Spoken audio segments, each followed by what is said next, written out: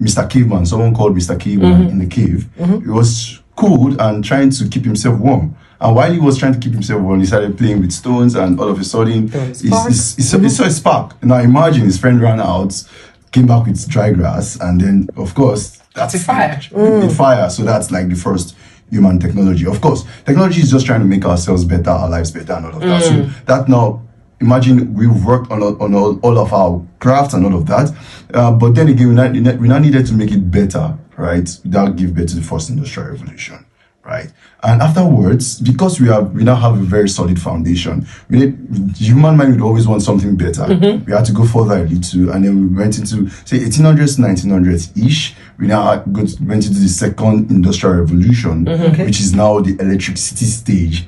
This is where we now have things like the light bulb. Yeah. Of course, that's when it now gave people the rise and helped the companies like the Henry Ford's company, to make better businesses, right? Yeah. So what is the fourth industrial revolution? The fourth industrial revolution is simply automation, artificial intelligence, data analytics, which is, of course, an extension of big data, and then, of course, robotics, process automation. These are the kind of things you find in the fourth industrial revolution. Remember, I said in the third industrial revolution, you find things like e-commerce, you find things like social media, you find things like the internet. Of course, the internet doesn't now give birth to what we have in the fourth. The wicked problem. AI. So we now have things. Of course, we now have things like Internet of Things. So we don't just have only Internet of human beings. We now have Internet of things. So where, for example, you can be here and turn off your cooker